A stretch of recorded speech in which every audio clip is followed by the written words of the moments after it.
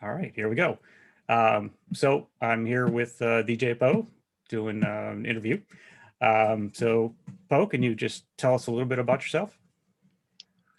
My name is Craig, um, and I've been a DJ. Well, I started playing around in radio when I was 13. And then like our class in middle school went and took over the radio station. It was like, yeah, I'd have to say like, I don't know, freshman year or something. I don't know. Maybe I was older than that, 14, 15. And then I moved to Portland to go to radio broadcasting school and was thinking about radio, and then discovered, well, okay, so like I grew up in a shitty small town, and I fell in love with a girl. She moved to Portland. I concocted a story to get her address and phone number and showed up at her doorstep with a bouquet of flowers. And then I suddenly decided I was moving to Portland. There's a lot more in there where I perhaps committed levels of fraud to obtain information. But needless to say, it wasn't very long last. And then I moved into downtown Portland into this apartment building called the Commodore. And I was going to broadcasting school, but I moved in this building that was just filled with drag queens and drugs and rock stars. Oh my, it was just this den of craziness. Yeah. And I started going to the clubs, and I saw this guy just up there on the turntables mixing, and my buddy Jess Webb had mixed growing up, and I played around a little bit, in Grants Pass. And I quit doing broadcasting school and became a club DJ, and did that for a living all through the 90s, doing shows and stuff. Well, that kind of segues to my next question, which is what does music mean to you? Okay. There's what music means to me as a DJ, and then there's what music means to me. When I was a kid, I was getting chased around the football field in Grants Pass by these bullies. Mm-hmm. And the band was practicing.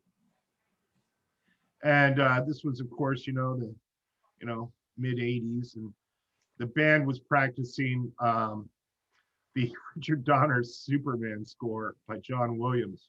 Mm. And I don't know, the music kind of gave me a confidence, empowered me to turn around and, rather than be chased, stand up to these bullies. Really, music has been important to me, I think, my entire life, as not only a way to escape what I was going through in my life, whether it was, being a young kid at the age of 10 and 11 at my grandparents' place and discovering K-Rock in LA and hearing all this new wave and punk and stuff, and all this, just stuff that would blow your mind, as a kid, everything from Depeche Mode to Suicidal Tendencies. Yeah. And then to go back to that shitty hometown where they're still listening to the Led Zeppelin album, which is good, mind you, but it wasn't me. I found my identity through music. Yeah. And I think so many people have. And whether it's that Richard Donner score empowering me to stand up to a bully, or it's, listening to Suicidal Tendencies and going, you know what? Fuck you. I'm not crazy. You're crazy. Yeah. Music has been a pathway, similar to how comic books have been for me too. Yeah. A way to think, discover, learn new things, new ways of thinking, if you will. Yeah. I'm sure we'll go on to my whole theory on comic books. But music has always been important to me, personally. All kinds of music, and my dad was a truck driver. I've got a bunch of old truck driving records. Mm. Red Sovine, C.W. McCall, Convoy. Shit, Eastbound and Down. All those songs mean something to me. Yeah. They're a moment in time. And if I hear Red Sovine's Teddy Bear about, this poor handicapped child, I'm sorry, I didn't mean, I was speaking in truck driver terms. But physically disabled child, and this is what the song is about, who gets on the CB. His dad isn't around anymore, and he gets on the CB and starts talking to all these truck drivers. And every time they come through the town, they talk to old Teddy Bear there, little Teddy Bear, and one day all these truck drivers show up to take Teddy Bear for a ride in their big rigs. It's a simple song. It's sappy truck driver song, and it still brings a tear to my eye. Yeah. Music has a way to make us feel and identify with things that maybe we need to feel.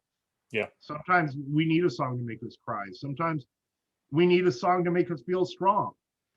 Yeah. Yeah. And then there's music as a DJ. I learned under three really amazing DJs in Portland, Oregon, one of which is Jerry Miller. He owned the DJ shop here in Portland. And then the two guys that worked with him and at the Club The Embers, where I worked off and on throughout the 90s. And we did a lot of drugs. Yeah, I heard one of your stories the other night. Yeah. But there's a zen to what a DJ does. To me, there's a spirit, a magic. Whether I've DJ'd for a small room or I've DJ'd for a packed house, of whether it was like 5,000 with KMFDM or 600-700 people on a Saturday night at a disco club.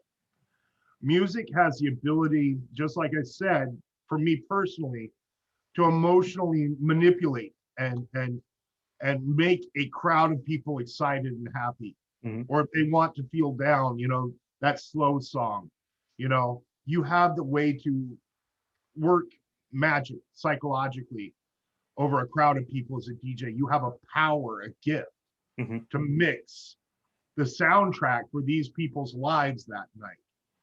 And it is powerful magic, and there's a zen to it. And it's a beautiful thing to do. To me, DJing is a very spiritual thing. So how do you, so you're talking about, manipulating, the feelings and emotions, but how do you decide how to go with that? I mean, I assume there's a little bit of, give and take. Well, there is. Yeah.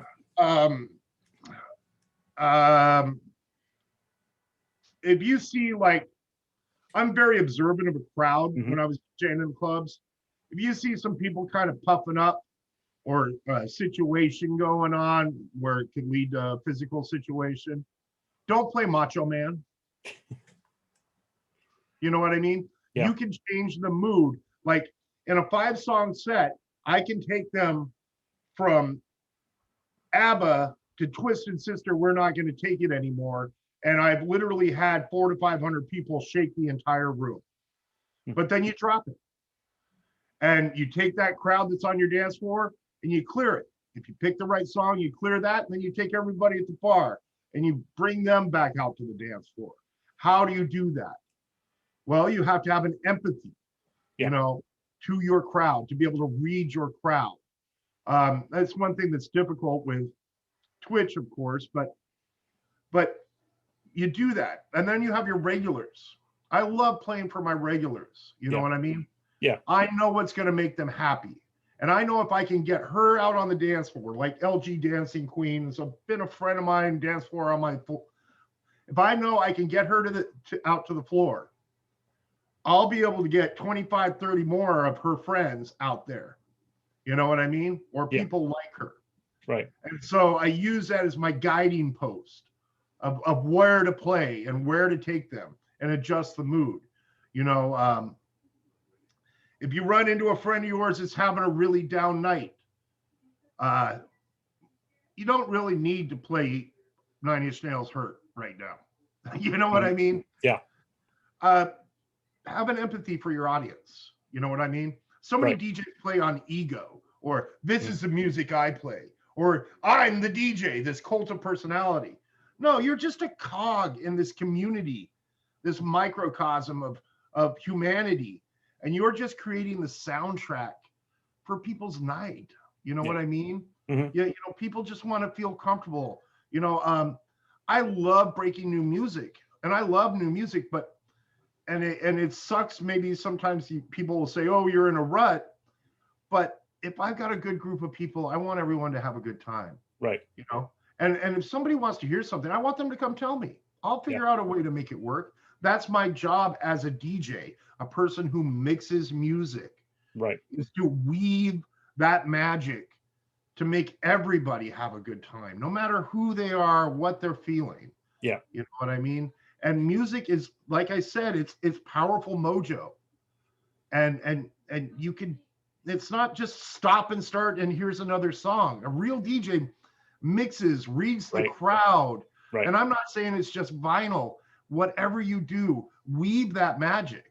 You know what I mean? Yeah. And DJing is, I mean, I've done a lot of acid. Terrence McKenna, love the mushrooms. But like, you know, there is powerful magic in DJing. Yeah. Well, there's clearly a mechanical side and an artistic side. Right. And I so think a lot of I people, think the art is dead. Yeah. In a lot of ways. I mean, I look, I'm a fan of the art. I'm a goth industrial music guy, punk rock guy in my heart, but I DJ disco. I've DJ'd house because to me, it's the art. It's not just the music I play. Yes, I'm going to play the music I prefer out of that, but I'm going to make that work. And it's the art of mixing, the art of being able to read your crowd, the program and the soundtrack you can create, you know, that night. Right. So you kind of already hinted at this a little bit, but so I obviously being on Twitch is much more of a challenge because you can only read the crowd so much by chat and all that. It's true. It has been a challenge, but I don't know. That is the most beautiful thing about my little channel. Look, I don't have 300-400 people, and I don't know if I'd ever want that many people, but I have a great community of people that actually tune in and hang out all night. Yeah. You know, they're not out channel hopping. They're, you know, they hang out all night. And as I get to know them, and they mentioned they're having a rough time this week. And because I know that 3 weeks ago, they requested this song. And I see in the chat that they're having a rough night. Well, damn it, I'm going to make these next three. I don't have to get on there and say, oh, these are for you, Buffalo Bill. But I'll get on there and weave that magic to make them feel part of the community and to feel a little bit better. You know what I mean? And it is a challenge, but you know, it's empathy. It's something you feel. It's not something you just see, you know? Yeah. Well, I'm one of those guilty of hopping channels, but it's because there are so many good DJs I want to support. So, you know, I kind of bounce around. I'll spend some time in one and spend some time in another, and usually get a hype train in each one of them. Yeah, you are the hype train instigator. Yeah, It's something you I are. can do to help. I gotta say, and I love the hype trains, and trust me, if it hadn't been for Twitch and the beautiful community I have, it's helped me get through the year. Yeah. Um, I'm not getting, and I don't, I don't want this to be a job. The whole, and we'll get into why I came back to DJing and why I left, but when the art and the magic becomes a job, it's not special anymore. I'm not here to pretend. You know what I mean? Yeah. I'm just a guy that plays some records, and hopefully you like it. You know what I mean? And as I get to know you, if I know you want to hear, look, prime example, Christine McCarthy. He wanted some Icelandic industrial band I've never heard before. And I don't know what they're saying, but he likes the band. You know what I mean? So when I see he's in the chat, I'm going to find a way to play that song for him as a thank you for being there, as well as like you're part of us. You know what I mean? Yeah. I mean, and it's, when I catalog what people ask or what people like, people sure like Depeche Mode. I love Depeche Mode, but boy, do people like Depeche Mode. Yeah. But yeah, man, it is harder, but I try to be just me, man. I'm not perfect. I'm just a guy that plays music, and hopefully I create an environment that is inclusive to everybody. And I've made some mistakes, I was trying to do the right thing, and I had it bite me in the ass because apparently some people didn't take it as the right thing or something. But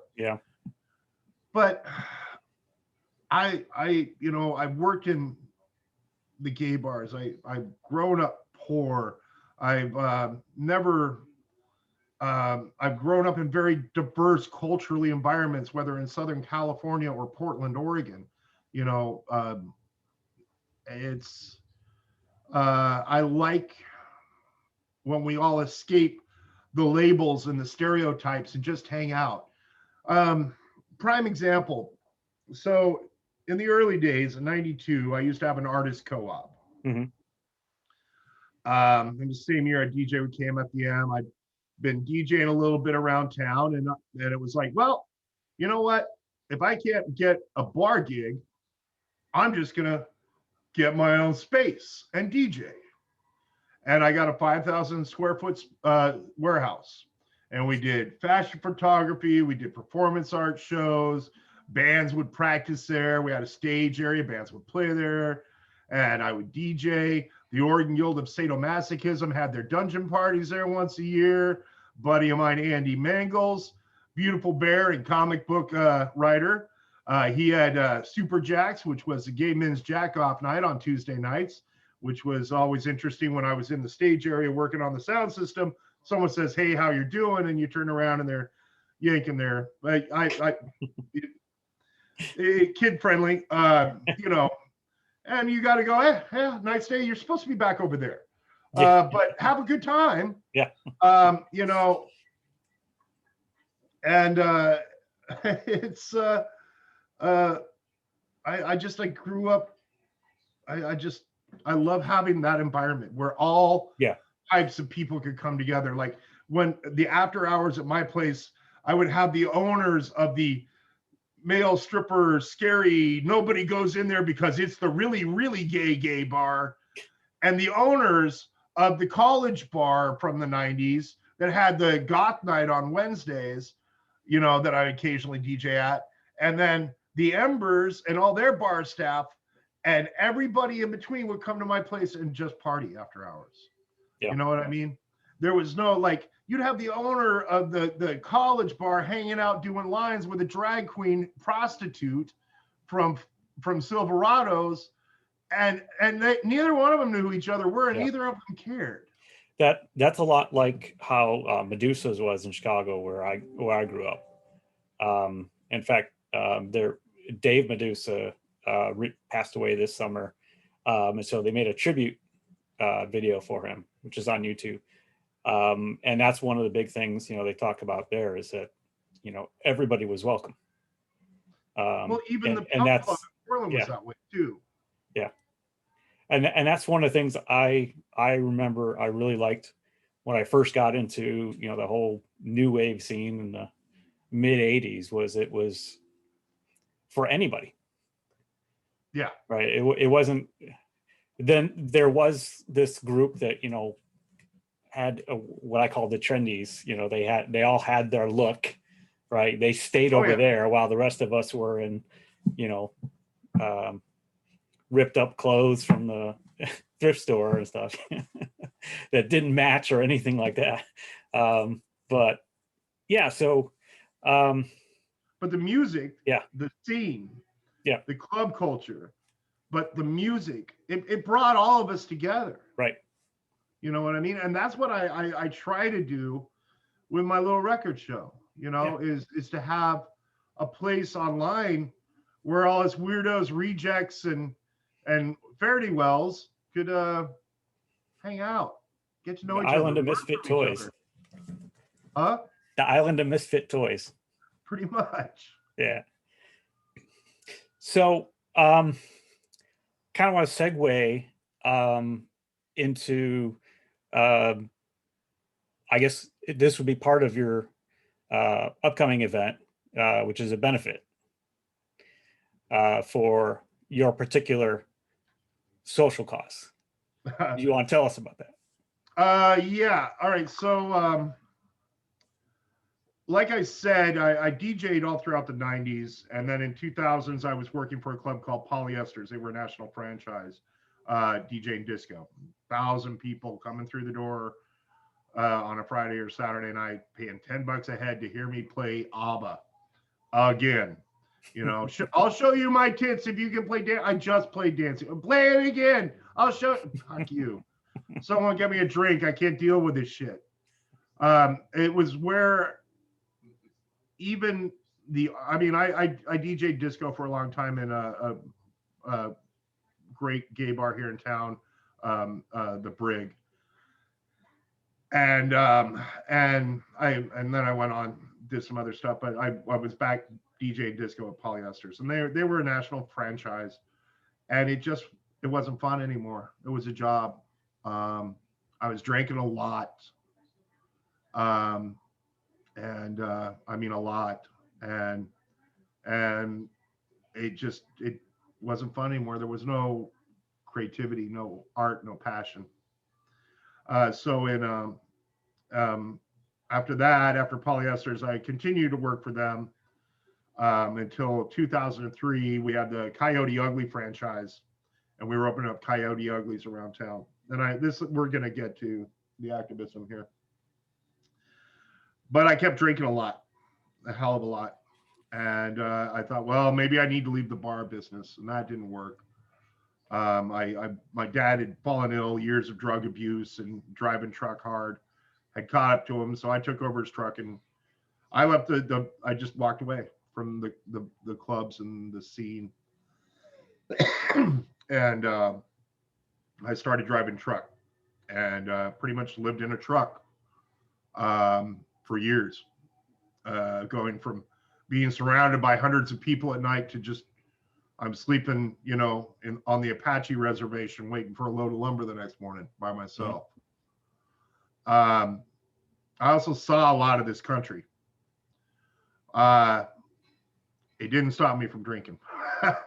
I mean, I didn't drink and drive. I always took 8 hours before I put that truck down the road, but I would drink a lot in that 2 hours. Yeah. I mean, I could polish off a fifth in 2 hours. Mm. Then I did that for a couple of years, got my dad healthy enough, and I moved back here, and I drove truck for a company that I was at for 11, 12 years or more, 13. But I was a good worker, showed up on time, but I just kept drinking. And The reason I was drinking is is as a child growing up in Southern Oregon, I grew up in a home of violence and abuse. And my mother was abusive, and she also dated abusive men who would they would come home and they would beat the crap out of her. And there were times where I would come home, or I would wake up, not come home, because I was maybe 13, 14. And I'd be asleep and they'd be screaming, and I'd wake up to go find my mom because the screaming stopped, and I'd find her out in a dirty horse stall bleeding. Mm. She would ask me to go call the cops. And then I go call the cops. The cops would come, they'd arrest him, and you'd think, oh, everything's going to be great. But then the next morning, she'd go bail him out of jail. And then they'd come home and they'd both beat the crap out of me for calling the cops. Or he'd be beating the crap out of her, and I would try and protect my mom because that's my mom. Even Right. though she had been physically and emotionally abusive to me from the time my mom and my dad got divorced. But she's your mom, you know? And and eventually, when I was about 16, he had come home and was beating the crap out of her, and I grabbed my 410 shotgun and I pulled it on him and asked him to stop. Well, thank goodness the safety was on. And he ripped it out of my hands and then beat me over the head with the butt of it. Mm. The next day, I went to school. My speech and debate teacher, Mrs. Wright, who, if I could find her today, I would thank her, hid me out because we don't have the programs that are available today. In Right. the 80s, domestic violence was just Tuesday. You know, abused child showing up with bruises. You know, what did the child do wrong? Yeah. You know, and she hid me out, and I left home. And I stayed with my dad for a while. I spent a lot of my time in my youth, thank God, with my grandparents, who taught me, you know, that there is a better world. Yeah. You know, my grandfather and my grandmother, without them, I don't know where I'd be. And we were discussing comic books. Comic books and were a form of escape. Stan Lee taught me right from wrong. Stan Lee raised me, Yeah, knowing that it's okay to be awkward and weird and be an outsider, but you can still do good and be a hero. I'm sorry if I'm rambling. no, it's fine. Reading the Hulk. If anybody's familiar with David Banner's story, it's not just some guy that turns into a big green monster. He's a victim of child abuse as well. Hmm. And inside of him, the Hulk, if you will, is the rage that he carries from being abused by his father. Hmm. And at a young age, I knew I had that same anger and rage. Yeah. So for years, I buried that as an adult male these last number of years with alcohol. And all I would do was work, drink, and sleep. So about 4.5 years ago, in my quest to all right, I can't let this ruin my life anymore, the alcohol, and God damn it, it's this abuse. I went to see a shrink, shrinks. I read a lot. I'm actually a lot smarter than I'm sound. That didn't work too well, and she brought up the point of well, you need to quit drinking if you're going to deal with your issues. Well, I'm aware of that, but you know what? Give me something useful. But in the same right, she pissed me off, and it was you know what? You don't think I can quit drinking? Fuck you. And I was drinking a fifth of scotch a day. Yeah. On weekends more. And I planned a time where Um, I went to the Comic-Con up in Everett, or I mean in Seattle, Emerald Mhm. City Comic-Con. And then when I came back, I went into detox. Yeah. If something happened. They kicked me out a day early because I started to lead a Breakfast Club style revolt. So fuck them and their stupid idea of how to deal with people. I mean, I'm surprised more people don't like fall off the wagon with some of these freaking programs that. Mhm. But I walked out of there a day early and said, "Fuck you,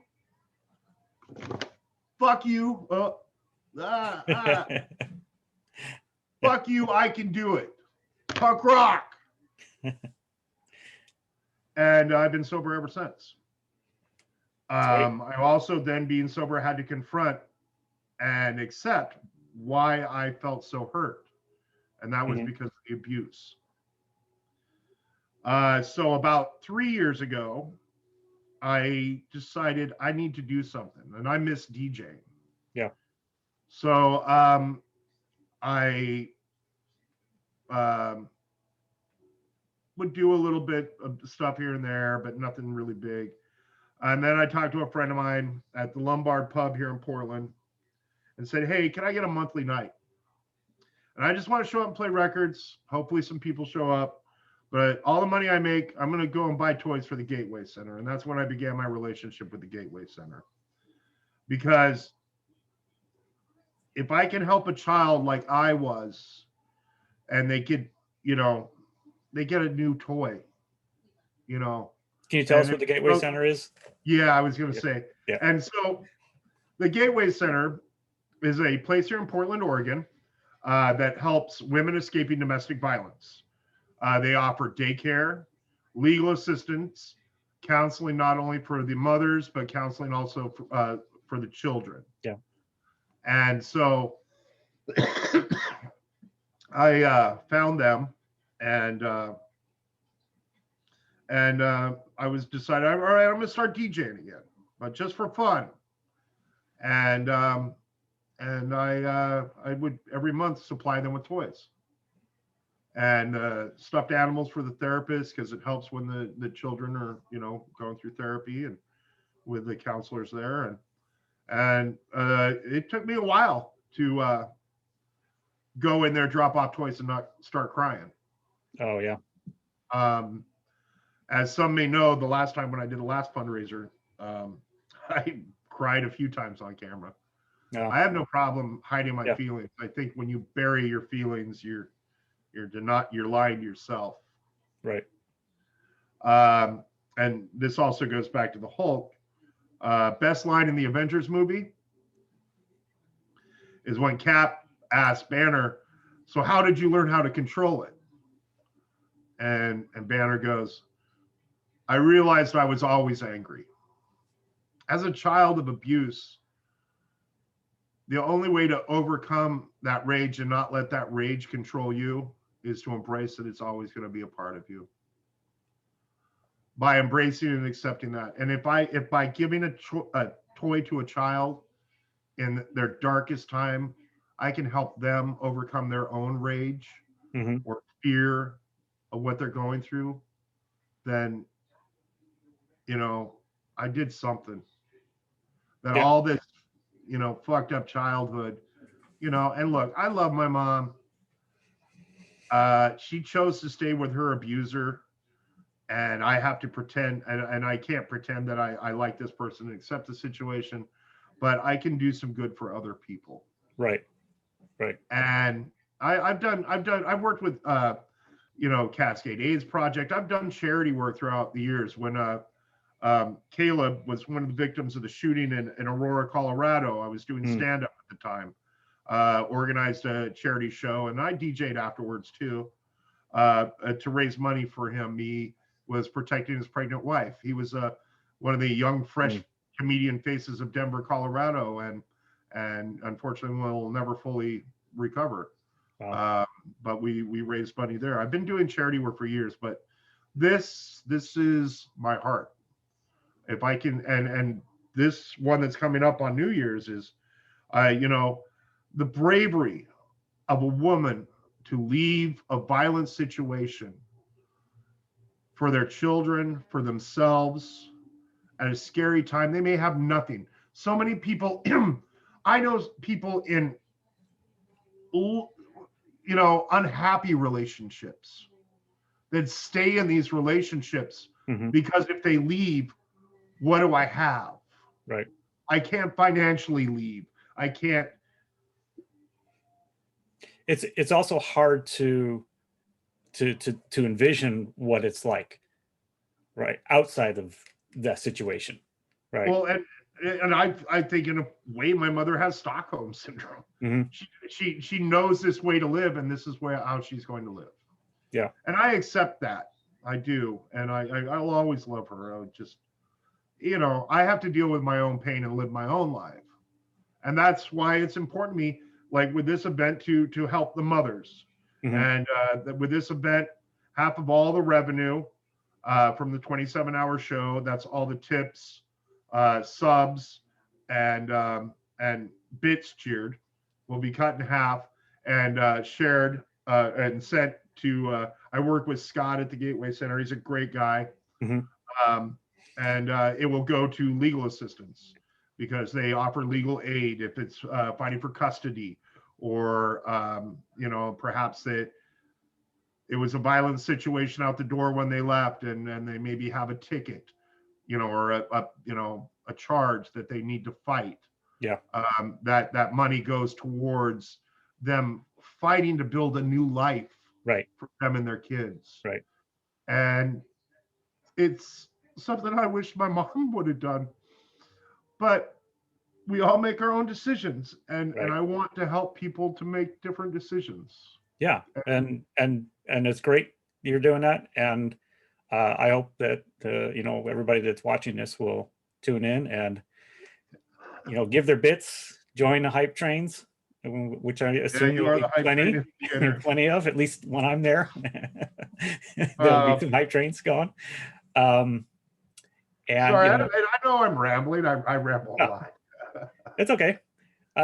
This is a talk show, so we're talking. Yeah. Well, Letterman would have cut me off about 5 or 6 fucking times. Well, I'm not Letterman. Well, you got the beard going on, man. Have you seen that freaking Letterman's beard is so beautiful. Yeah, it's like this magical thing. I mean, he's Santa Claus now. Yeah, mine grows all curly, like it wants to come up. Yeah. But yeah. I don't know if you've watched any of the other interviews, but I would definitely suggest checking out my interview with DJ 11 Chicago, because he talks about Darkest Before Dawn. Right. And so they work with people in the industry dealing with whatever issues that they have, and so they have regular Monday night Zoom meetings and stuff. So that might be something to check out. Well, one of the things, I mean, COVID, like I said, I was doing a monthly night last year, and then my grandfather's wife had passed away, so I went down and helped out my grandfather, and then I was on my way back and COVID hit. So COVID, as we know, threw a monkey wrench and everything. Gateway Center, of course, had to do most of their stuff through calling, because they also place people in shelters, women with, and children in shelters, and it's become a new situation. The amazing amount of support. Oh my God, I could not believe how beautiful it was when I did that 24-hour show, and the love and stuff and the community.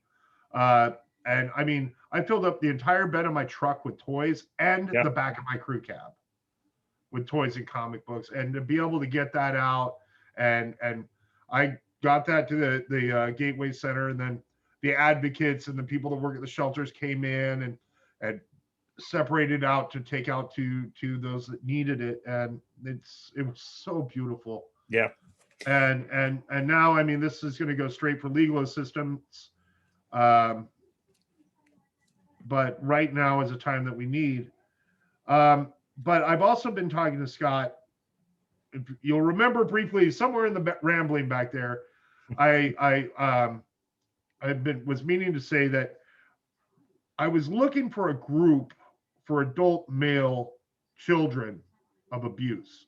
There's plenty of support group meetings for women who grew up in abusive homes or women escaping domestic violence. And there's group counseling, similar to AA. And after COVID is done, I've been talking to the Gateway Center, and I will be getting with a legitimate counselor and putting together a support group for adult men like myself, young men who are growing up and out of a violent home, to come and talk about their feelings. Yeah. But to come and share as a group and be there and support each other, because too often men feel that depression or trauma doesn't affect them because I'm a man. Right. And I think, and there needs to be a group, and there isn't one in Portland. You think it's, well, that's one of the nice things about today, that COVID has really rapidly accelerated all of this online interaction possibilities, right? So so you could, and you've already got Zoom running, or not Zoom, it's Discord running, right?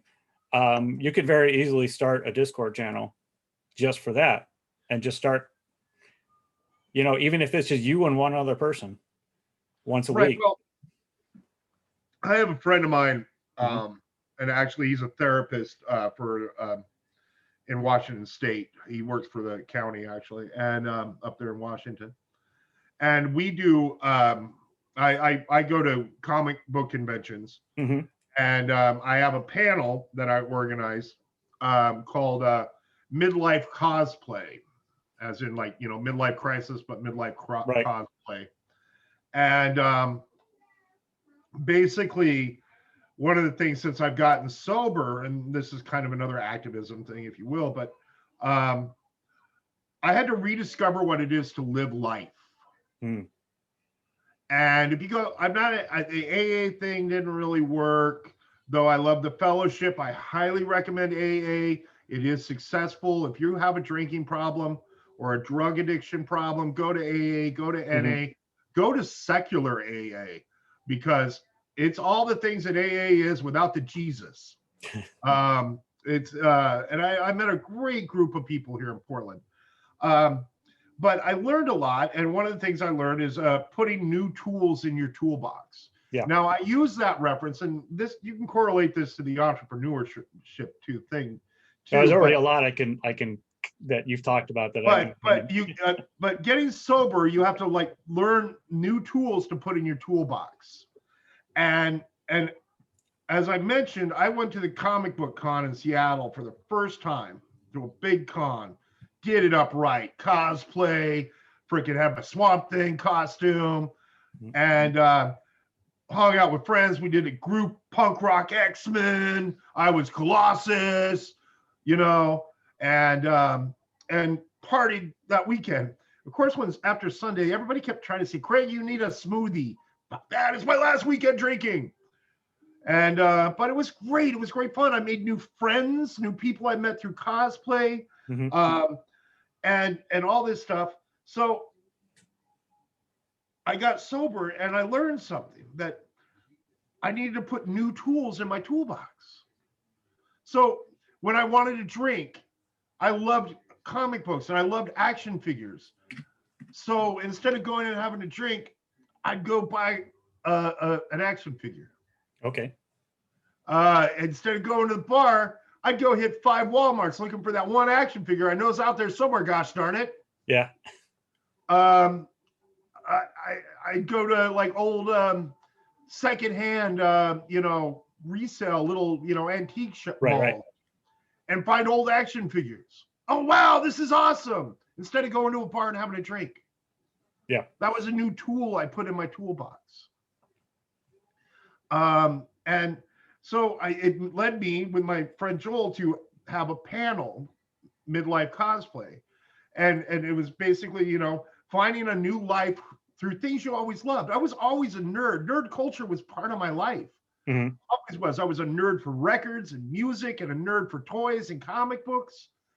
And instead of being that drunk, I embraced my nerd and my new friends I made through cosplay, my new sober friends, not my friends that were at the bar being miserable every day, my new friends, you know, and that was more tools in my toolbox. And so I would have this panel, Midlife Cosplay, where I had a friend of mine who she had gotten divorced and didn't know what to do with her kids. And they were all sad and trying to figure out their new life and their new direction.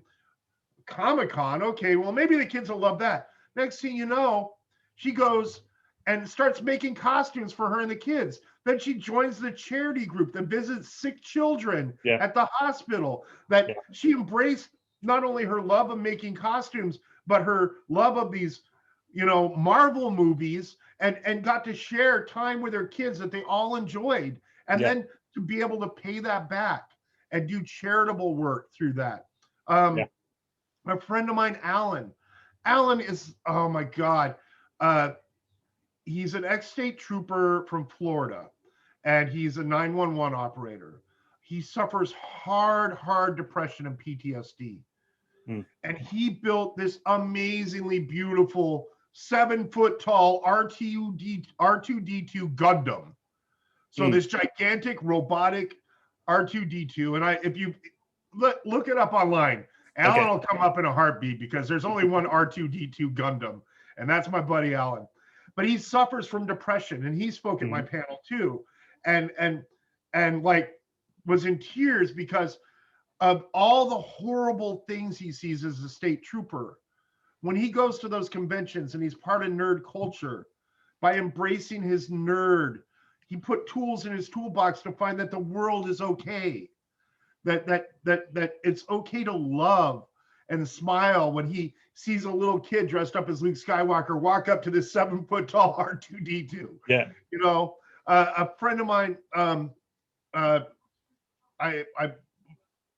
David, we'll just call him David, grew up as, you know, gender assigned female, but through cosplay found out that he was really David when he started dressing up as David Tennant from Doctor Who.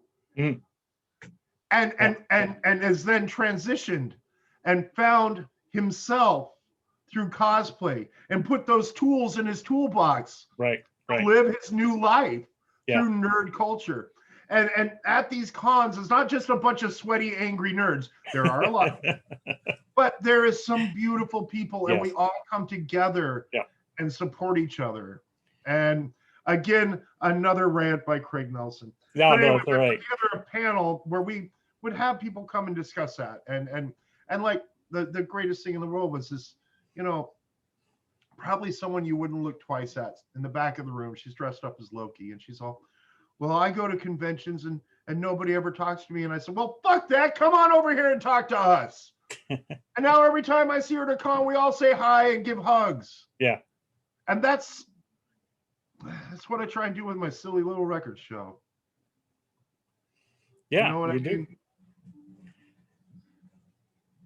So, I ramble a lot, man. I'm sorry. No, I mean, I'm just hoping people can follow this.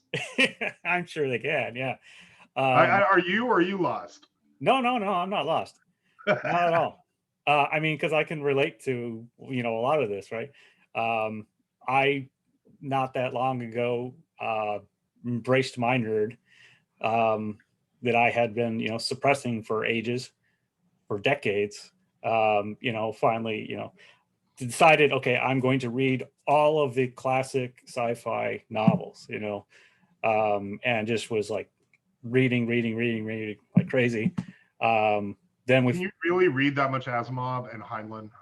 Yeah, well, I didn't read Heinlein, but I read a lot. I read one or two. Yeah. I basically what I looked at was like these lists of, top 50, top 100 Did you go through the Hugo Award winners? Greg McNate has been going through all the Hugo Award winners. Yeah. So. Oh yeah, but I mean, so I've gone through a lot of stuff, and then I kept meaning to go to Dragon Con. I'd hear about it like, a month before. By then, it's way too late to be my year to get a hotel room. So I finally, one year figured it out early enough, still not early enough to get, a hotel close, but at least one of the offsite hotels. And we finally went, and it was like, why have I been where have I been all this time? Right. Yeah. And this kind of ties back to, what you were talking about earlier. One of the things that I hear a lot with people talking in Twitch is, it reminds me of, I forget the name of the song from New Model Army, but they're talking about finding tribe. Yes. Right? Oh, and I love New Model Army too. And you just threw that at me, and I'm. Yeah. That was my first tattoo.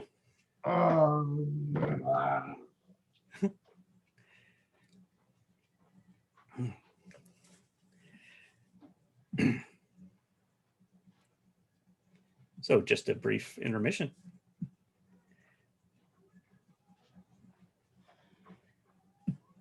I don't think it's this album. Yes, it is. Yeah, that's my favorite on here is, of course, Green and Gray. Yeah. I think it's Vagabonds is what you're talking about. Yeah, I believe so. But yeah, let's see. Yeah.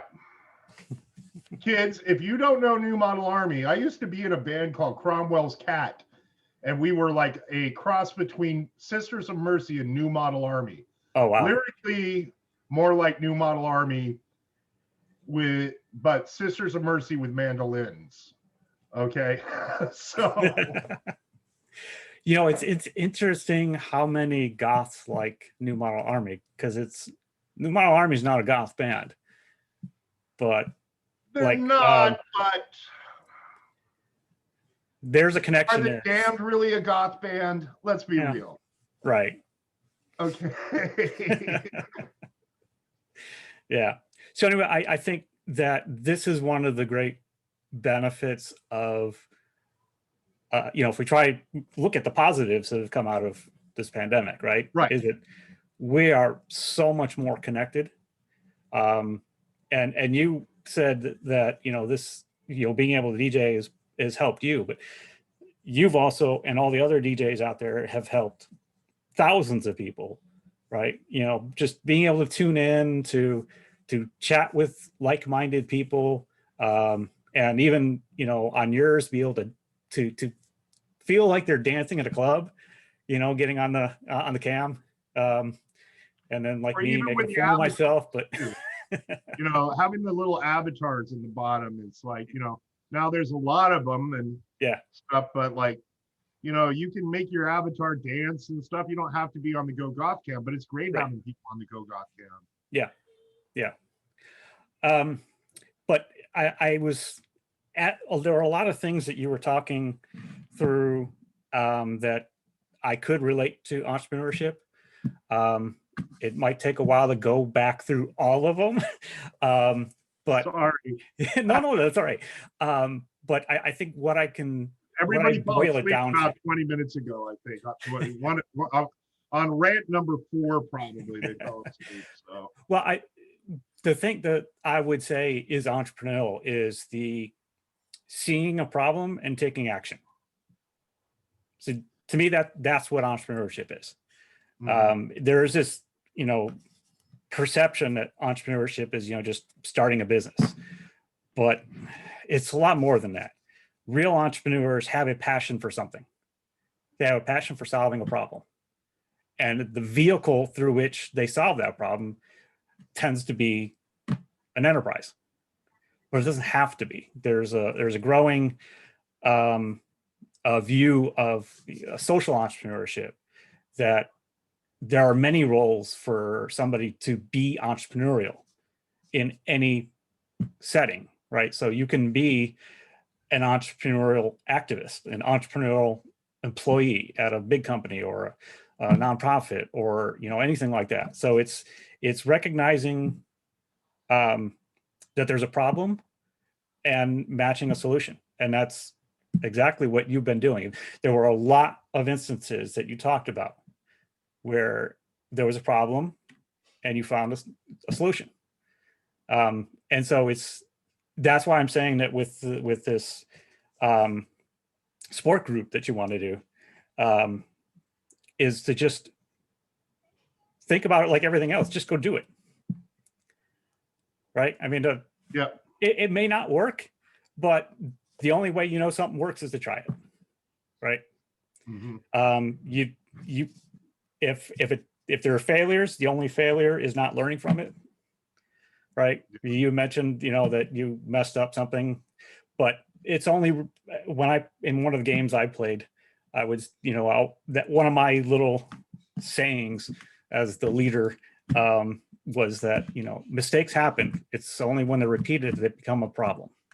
Yeah. Right. So allow people to make a mistake. Tell them, you know, what went wrong, what they should have done. Make an apology. All's good. We're human. We make mistakes. If you keep doing it after you know better, that's a different thing. Yeah. Right.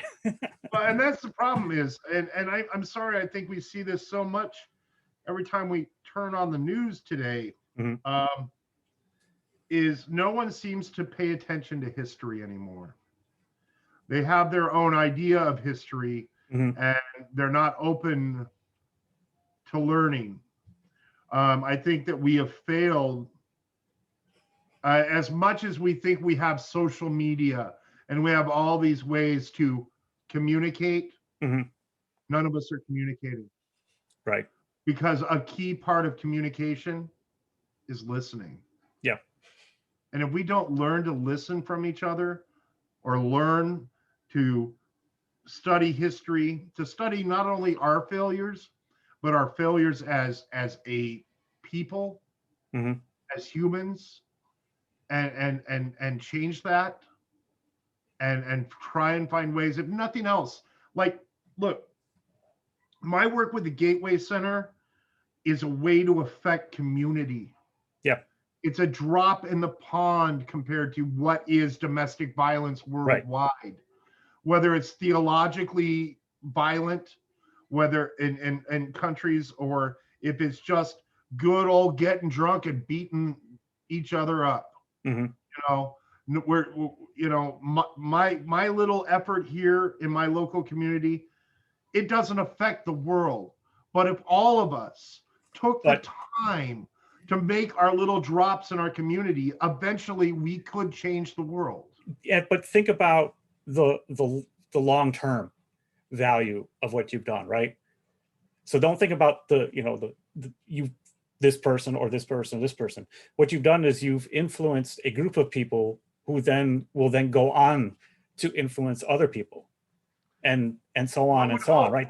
That spreads. I mean, it's not perfect, you know, not everybody is going to, but that's the way I think about it. Like, I teach social entrepreneurship, and, you know, I only get 25 students a year, right? And we'll do a few projects, and you know, they don't make a lot of change, but students, you know, they'll discover more about a problem and see there are ways to solve it and be motivated more to do something about it. So every time somebody is taking action, like you were doing, right, there will be some people that will be inspired by that. Right. There will be some people that shit on you too. Yeah. So, and unfortunately, that's the world right now. But the more we make a change, the more that even what seems like the most insurmountable battle, just do it. Yep. Fight the good fight. Punk rock the fuck out of that shit. You know what? I mean, seriously, raise that freaking finger high and say, you know what? I'm going to do this. I'm going to be sober for 4.5 years. You stupid shrink. Yep. Just do it and make do with what you want, what you have. Right. Yeah. So punk rock is entrepreneurship. Don't tell me. It's not it's there's profitable. There's a part of my skull that just rolled over and it's graved, but okay. Yeah. Well, actually, I've been talking with and following Martin Atkins, who teaches music now. He teaches it like entrepreneurship. Oh, really? Yeah. So he's already got that together, and I got a t-shirt from him that's my favorite, which is "Education is the next punk rock." And it is. Oh my goodness. Now, if it's a, entrepreneurship is the next punk rock, that would be even better. Or entrepreneurship education is the next punk rock, but hey, maybe I'll just make that myself. Another horrible thing that has been affecting this country, and I'm a gun owner, but that shooting down in Florida, the high school, and when those kids came out and spoke, and the strength they had for the short attention span this nation seems to have, and we listened to those kids. They are punk rock as fuck. I mean, I look forward to those kids. Yeah. And the future that I hope that they're going to build. You know. Yeah, I can say that the kids coming up today are very different from our generation. In a good way. Like, for example, they're much more open about mental health. Yep. Which is really good. I share in my syllabus that I suffer chronic depression. So when they're having issues, they can come talk to me. I understand. And I have students tell me that I'm the only professor that they've ever had that actually understands. I'm like, I wish there were more. But the thing I learned when I was in the Air Force, it got drilled into me in basic training, was lead by example. You can't make people change, but you can show people what that change can be. A lot of people want to knock the military. I served, I was Fort Benning, Georgia, United States Army. There was a small time I was going to college.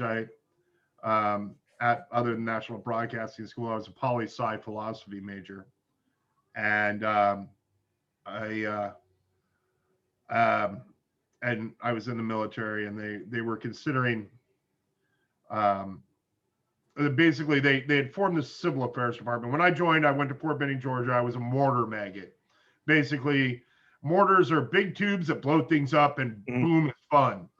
But because I was considering law, actually, for a little while, they put me in the civil affairs department. It was part of the kinder, gentler military, and our job was to investigate crimes against civilians in military action. And this was the Army was forming this department just before the first Gulf, and I was in.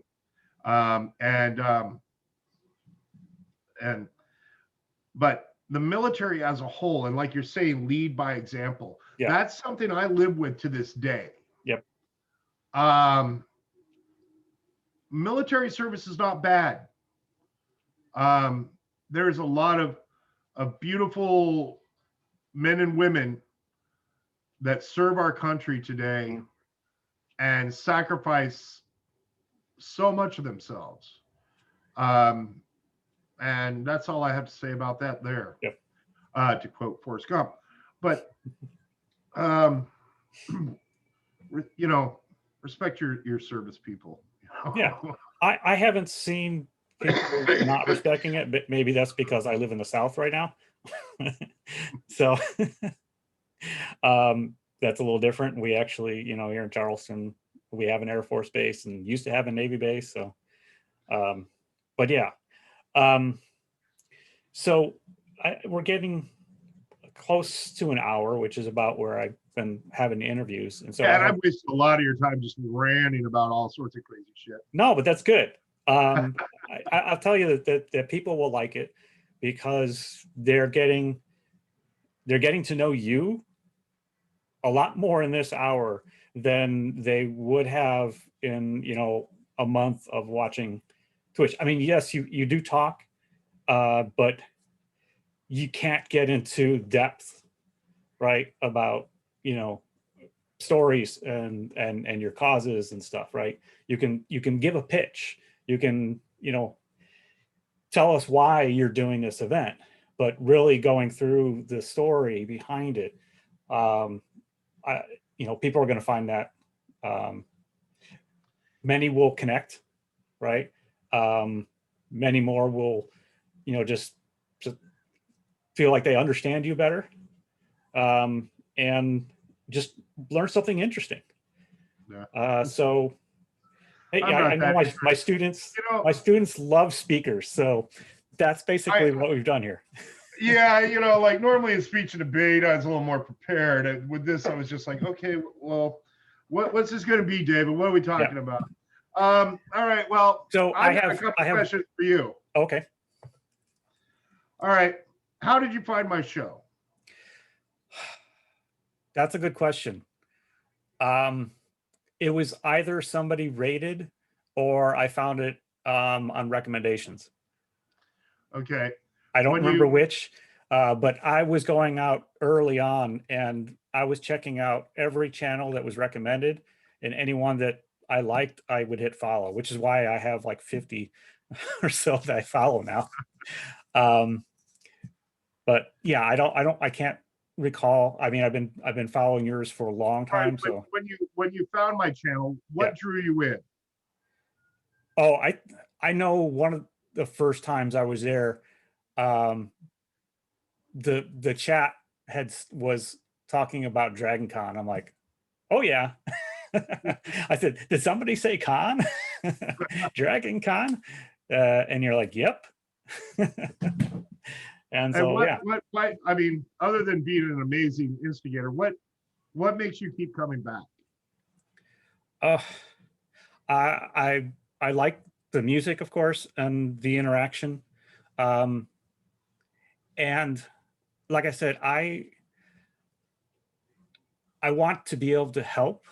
I've been racking my brain since, April, knowing people out of work because of everything shut down, knowing that unemployment is not working for people that work, on tips. They can't figure out how to, appropriate, what somebody should be getting in unemployment. So I just constantly, I'm like, I don't know. I like the interaction. I like doing what I can to help. It's fun when it can get people going on a hype train. I know it's not the best way to help. The best way to help, of course, is going straight to PayPal or Venmo or something, because then you get 100%.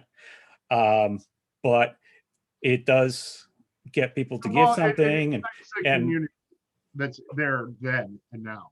When you do the trains, it makes everybody kind of come together as a community to get that hype train going, and it's fun. It's great. It definitely is.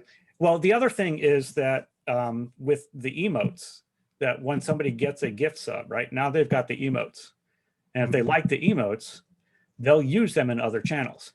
Yeah, which then becomes little marketing. I agree. I agree. I know I've done this probably myself. I know others do. It's like they see an emote they really like, and they're like, oh, okay, I got to sub that channel. They maybe have never listened to it, but they want the emote. Yeah, for sure. I need to up my emote game. I like my Munsters ones were pretty hot for a little while, but are you doing you're doing ones now that are for bits too, not just the subs? Right, there's bit ones available as well too. Yeah, so that's why I started switching to giving bits, because I want some of those. So what is your favorite song? What What Oh. what is your like overall favorite song, and what is your jam right now? Oh God, I the best I can do is tell you what my top 5 bands are, All right. because what I like really, what I'm in the mood for changes, you Yeah. know. But these 5 bands, anytime, you know, is good. So we've already talked about New Model Army, right? And then of You know, course trying there's to Skinny find those Puppy. records nowadays are a freaking bear. They're not cheap. Yeah. So Skinny Puppy, Cabaret Voltaire, Neubauten, and Velvet Acid Christ. Wow. And the reason I like each of those when I look back is that they're constantly experimenting and evolving and doing something different. Right? Yeah, I They're got that not, new they're Cabaret not, Voltaire album. I don't know. Were you on when I played the new track off the new Cabaret Voltaire? no, but I did a stream with the whole new one too. I mean, I had like 2 people watching, but Yeah, no, it's I gotta give it all. I'm gonna sit down and give it a whole listen while I'm working on the New Year's Eve show, starting 1:30 in the morning this Thursday. 1:30 Pacific. Yes. Right. 4:30 Eastern. So that would be morning in Europe, right? Like 9:30, something like that. Something like that. Yeah. Yeah. I don't know. You can do the Hey, math if later. I'm on Popeye. So we'll get back to my final question. What gives you hope?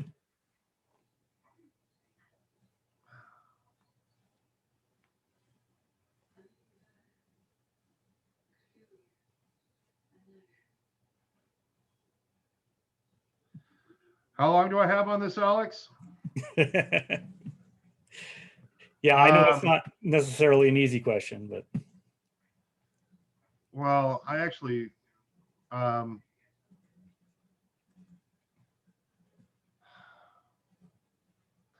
that's I mean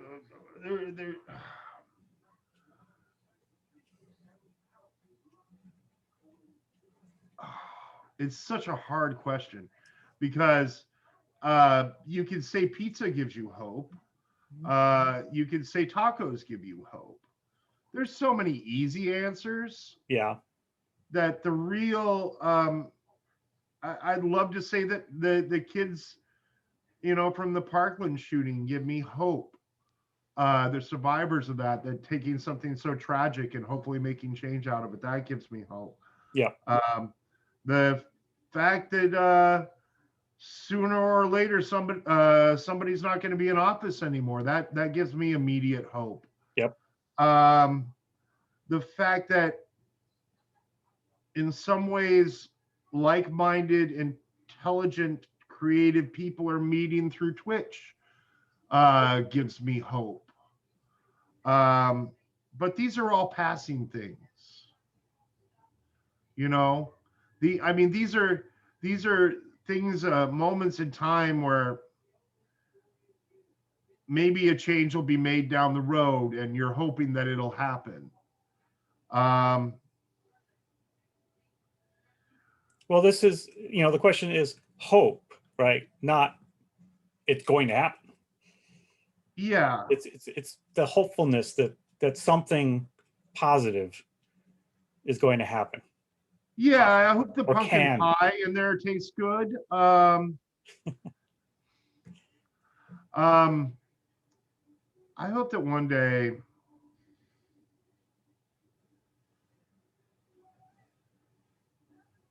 we all really learn to finally listen to one another.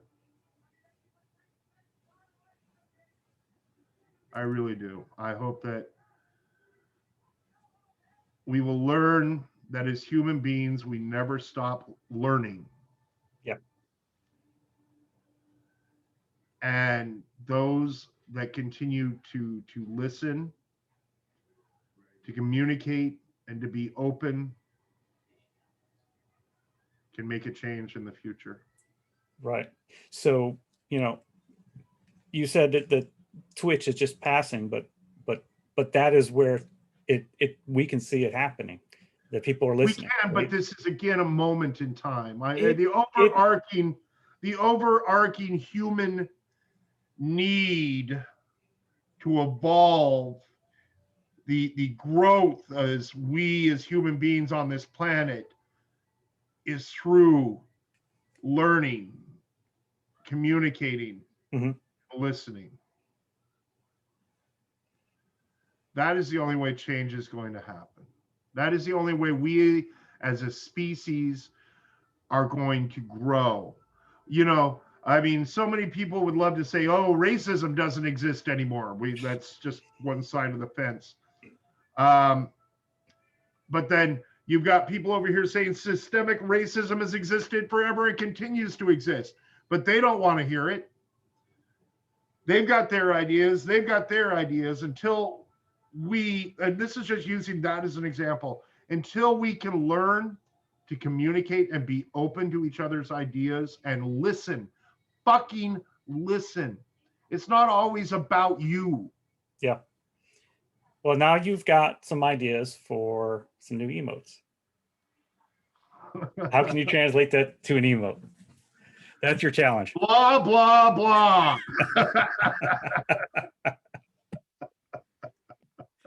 All right. So with that, I think that's a good point to end. And so as soon as this is done, we'll be rating into your show. So thank you for taking your time Okay. to talk with me. I'm going to be spinning kind of housey music. So hopefully some people like some strange ambient gothy house music, because I think that's what I'm going to be playing tonight. Yep. Sounds good. All right. All right. Hey, thank you for your time, David. And Thank you. for those of you that are still listening or watching past like rant number 3 or 4, thank you for being here. And look, just if you can go out and ask your neighbor how they're doing. If they need some help or something, just do something good. So I'll shut up now. Thank you again, David. All right.